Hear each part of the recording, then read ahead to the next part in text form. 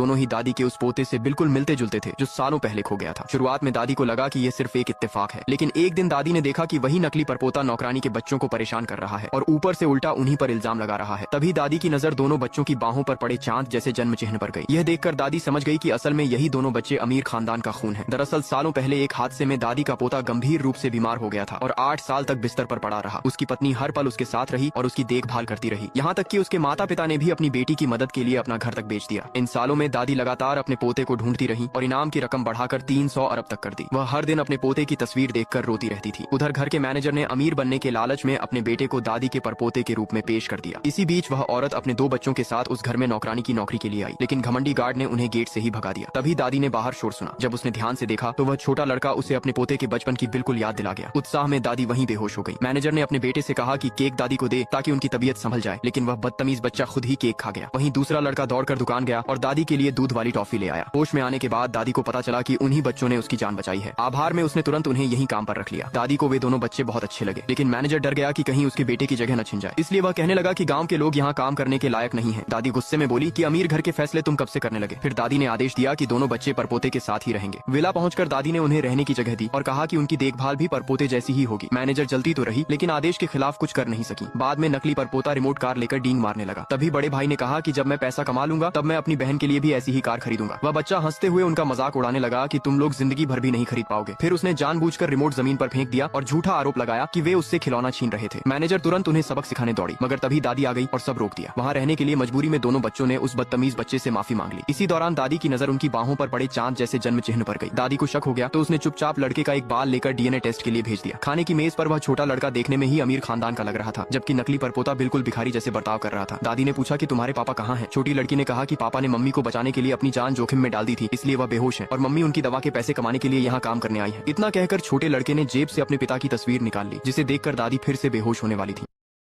Royal industries का मालिक क्या? तो कोई गलतफहमी हुई होगी, ये एक चाय वाला है। और हम इससे पहले भी मिल चुके हैं। ये एक नंबर का घटिया इंसान है जो दूसरों की बातें छुप छुप के सुनता है। मुझे तो ये एक नंबर का फ्रॉड लगता है। आपको किसने बोला ये रॉयल इंडस्ट्री का मालिक है? हाँ, इसको देख के मुझे भी यकीन नहीं हुआ था कि ये रॉयल इंडस्ट्रीज का मालिक हो सकता है। अरे अंकल, यकीन होने के लिए कुछ होना भी तो चाहिए। एक चाय वाला इतनी बड़ी कंपनी का मालिक कैसे हो सकता है? और ये रमेश अंकल का बेटा है? हाँ बेटा। लेकिन उनका बेटा तो यूएस में पढ़ाई कर रहा था और इससे देख के लगता है ये किसी सरकारी स्कूल में भी नहीं गया होगा। ए, सच सच बता, कौन है तू? और तूने अंकल से झूठ क्यों बोला कि तू रॉयल इंडस्ट्रीज का मालिक है?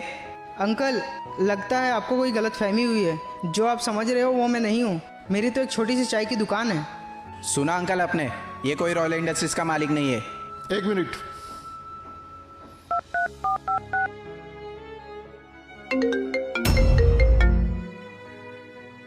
ये तुम्हारा ही नंबर है ना? इसी नंबर से कॉल आया था जब मैं रॉयल इंडस्ट्रीज में मीटिंग कर रहा था। क्या? सेल में 50 रुपए की चीज पर भी फ्री डिलीवरी